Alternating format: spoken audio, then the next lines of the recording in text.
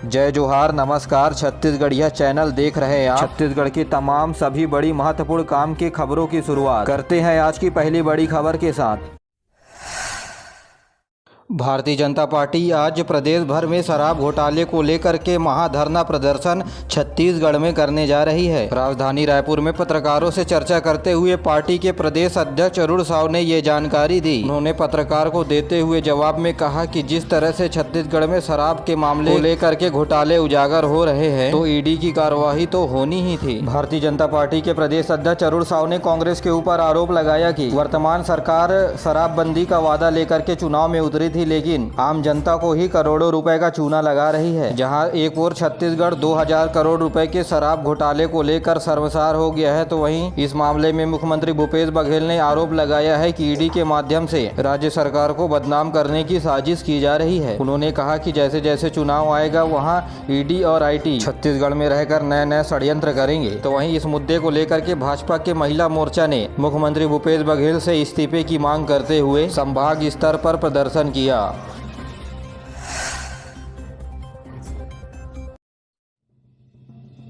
मुख्यमंत्री भूपेश बघेल ने कहा कि राज्य शासन का यह प्रयास है कि तेजी से विभिन्न विभागों के रिक्त पदों में भर्तियां हो। कोर्ट के आदेश के बाद छत्तीसगढ़ में शासकीय नौकरियों के भर्ती का सिलसिला तेजी से शुरू हो गया है। विभिन्न विभागों के द्वारा लगातार भर्तियों के लिए विज्ञापन जारी किए जा रहे हैं। जहां चयन प्रक्रिया पूरी हो गई है वहां नियुक्ति आदेश जारी किए जा रहे हैं। मुख्यमंत्री अपने निवास कार्यालय में आयोजित आभार कार्यक्रम को संबोधित कर रहे थे। इस दौरान नियुक्ति आदेश से उत्साहित जल संसाधन और ऊर्जा विभाग के नवनियुक्त अभियंता और डेटा ऑपरेटरों के द्वारा यह कार्यक्रम आयोजित किया गया। आपको बता दें कि 276 जूनियर इंजीनियरों के नियुक्ति आदेश जारी किया गया है। बचे हुए 31 लोगों के नियुक्ति आदेश कोर्ट के द्वारा फैसले के बाद जारी किया गया। मुख्यमंत्री भूपेश बघेल भेंट मुलाकात कार्यक्रम के दौरान मुंगेली जिले के लोरमी विधानसभा क्षेत्र के ग्राम खुड़िया पहुंचे। यहां 13 करोड़ रुपए से अधिक विभिन्न विकास कार्यों का लोकार्पण एवं भूमि पूजन किया। इस दौरान मुख्यमंत्री ने ग्राम खुड़िया को राजस्व ग्राम करने की घोषणा से संबोधन को अपना प्रारंभ किया तथा नगर पंचायत लोरमी को नगर पालिका तथा डिंडोरी को उप तहसील बनाने सहित कई घोषणाएं की। मुख्यमंत्री ने भेंट मुलाकात कार्यक्रम से पहले खुड़िया में खुड़िया जलाशय के समीप जैव विविधता पार्क का शुभारंभ किया। यहां लोगों से रूबरू हुए और सरकार की विभिन्न योजनाओं की जमीनी हकीकत से जानकारी ली।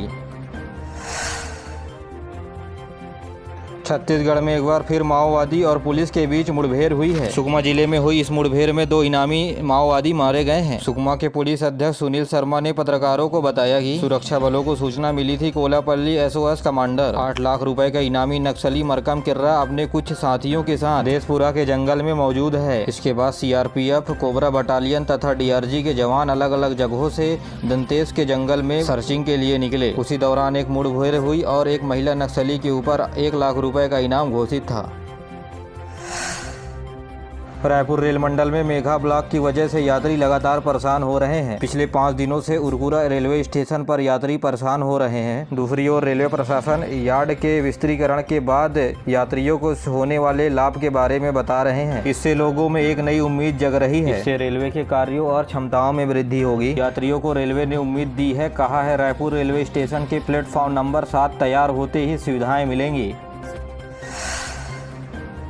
रायपुर में भारतीय जनता युवा मोर्चा के कार्यकर्ताओं ने बेरोजगारी भत्ता को लेकर के प्रदर्शन किया। कार्यकर्ताओं ने रोजगार कार्यालय में तालाबंदी करने की कोशिश की। इस दौरान पुलिस और कार्यकर्ताओं के बीच जमकर मारपीट हुई। भारतीय जनता युवा मोर्चा के प्रदेश अध्यक्ष रवि भगत ने कहा, सभी तरह के बेरोजगार युवाओं को बेरोजगारी भत्ता प्रदेश सरकार के द्वारा नहीं दिया जा रहा है। वे लोग जो प्राइवेट सेक्टर में काम कर रहे हैं उन्हें तो छोड़ ही दिया गया। साथ ही साथ प्रदेश में ऐसे बेरोजगार युवा भी हैं जिनके पास रोजगार पंजीयन है, लेकिन 2 वर्ष के समय की अवधि को लेकर के वे रोजगार पंजीयन के चलते बेरोजगारी भत्ता हेतु आवेदन नहीं कर पा रहे हैं। और इसी मांग को लेकर के भारतीय जनता युवा मोर्चा ने रायपुर में प्रदर्शन किया। आपको बता दें कि पुलिस और कार्यकर्ताओं के बीच धक्का मुक्की में 2 भारतीय जनता पार्टी युवा मोर्चा के कार्यकर्ता घायल भी हुए हैं। छत्तीसगढ़ में 15 मई से अनिश्चितकालीन हड़ताल पर जाएंगे पटवारी। आपको बता दें कि बीते दिनों पटवारी संघ ने अपनी मांगों को लेकर के राजस्व विभाग के सचिव और रायपुर कलेक्टर को ज्ञापन सौंपा था। अब मांगे पूरी नहीं होने के बाद प्रदेश भर के पटवारियों ने 15 मई से बेमियादी हड़ताल पर जाने का निर्णय लिया है। पटवारी संघ ने ज्ञापन में वेतन विसंगतियों को दूर करने और वेतन बढ़ाने, वरिष्ठता के आधार पर पदोन्नति करने, स्टेशनरी भत्ता के अतिरिक्त हल्के भत्ता देने के लिए समेत 8 सूत्री मांगों को राज्य सरकार के सामने रखा है। छत्तीसगढ़ में नाबालिग से बलात्कार, खेत में मुंह को दबाया फिर जबरदस्ती रेप किया। कबीरधाम जिले के थाना सिटी कोतवाली का मामला है, जहां पुलिस ने रेपिस्ट को गिरफ्तार किया है। सीएम भूपेश बघेल की घोषणा पर हुआ अमल। आदिवासी युवा कृषि और वनोपज संग्रहण के लिए अध्ययन हेतु विदेश हुए रवाना। जी हां, मुख्यमंत्री भूपेश बघेल ने अपना वादा पूरा करते हुए 13 आदिवासी युवाओं को कृषि वनोपज संग्रहण के अध्ययन हेतु विदेश रवाना किया है। आपको बता दें कि गत वर्ष अंतागढ़ विकास खंड के पास आमाकाड़ा में अप्रैल में आयोजित घोटुल रच्चा उत्सव के दौरान मुख्यमंत्री भूपेश बघेल ने यह घोषणा की थी।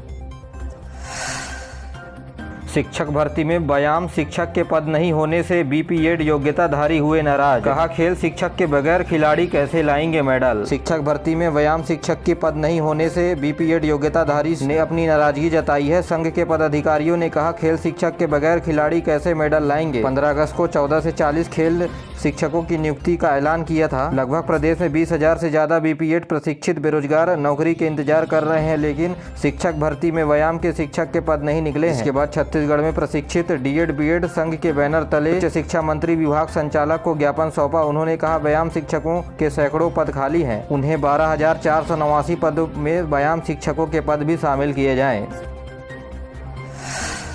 छत्तीसगढ़ में आगामी विधानसभा चुनाव को लेकर के तैयारियां शुरू हो गई है। छत्तीसगढ़ के निर्वाचन अधिकारी रीना बाबा साहेब कांगले ने विभिन्न जिलों में तैयारियों का जायजा लेने के लिए 13 अधिकारियों की नियुक्ति की है। ये अधिकारी जिलों में 13 मई तक निर्वाचन संबंधी तैयारियों के लेकर समीक्षा बैठक लेंगे। इसके अलावा मुख्य निर्वाचन पदाधिकारी स्वयं ही कुछ जिलों का दौरा करेंगे। गौरतलब है कि प्रदेश में विधानसभा चुनाव इस साल अक्टूबर से दिसंबर महीने के बीच होना संभावित है। आपको बता दें कि छत्तीसगढ़ में 33 जिलों में मौजूद 90 विधानसभाओं में चुनाव होगा।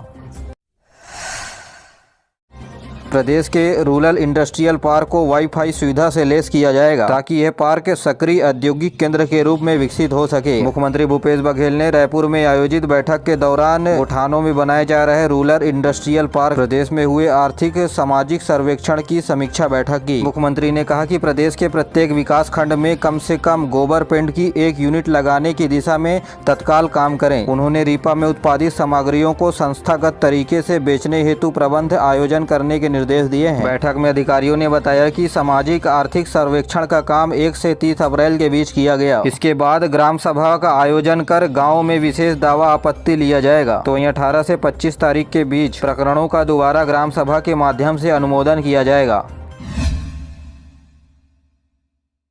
छत्तीसगढ़ में मेगा रोजगार प्लेसमेंट कैंप का आयोजन किया जा रहा है। आंगनबाड़ी के साथ 10 अलग अलग कंपनियों में 5,500 पदों पर होगी भर्ती। 3 मई से 19 मई तक कर सकेंगे ऑनलाइन आवेदन। दुर्ग के बीटीआई कॉलेज में होगा आयोजन। इन पदों के लिए 12वीं पास अभ्यर्थी भी कर सकेंगे आवेदन। यहाँ छत्तीसगढ़ के दुर्ग जिले के भिलाई क्षेत्र में आंगनबाड़ी कार्यकर्ताओं और सहायिकाओं की वैकेंसी निकली है। यदि आप इच्छुक हैं तो 19 मई तक आवेदन कर सकते हैं। इसके अलावा छत्तीसगढ़ शासन महिला एवं बाल विकास विभाग मंत्रालय की विश्व स्वास्थ्य संगठन ने कोविड-19 आपातकाल को समाप्त करने की घोषणा कर दी है। WHO का ये बयान महामारी की समाप्ति की दिशा में बड़ा कदम है। WHO की आपातकाल समिति ने कोविड महामारी पर चर्चा की। कोंडागांव पुलिस ने क्रिप्टो करेंसी निवेश के नाम पर लगातार हो रही ठगी के चलते पुलिस विभाग ने एडवाइजरी जारी की है और अपील की है कि किसी भी क्रिप्टो करेंसी में निवेश करने से पहले वे उसे अच्छी तरह से समझ लें और मोबाइल एप्लीकेशन की जांच कर लें। क्रिप्टो करेंसी किसी भी शासन और बैंकिंग सिस्टम के नियंत्रण में नहीं है। इसमें किसी भी प्रकार का जोखिम और जवाबदेही निवेशक की होती है। अखिल भारतीय कांग्रेस कमेटी के सचिव और प्रदेश प्रभारी डॉक्टर चंदन यादव आज छत्तीसगढ़ आ रहे हैं। अपने 4 दिवसीय दौरे पर वे रायपुर और अंबिकापुर में कार्यकर्ताओं के साथ बैठक लेंगे।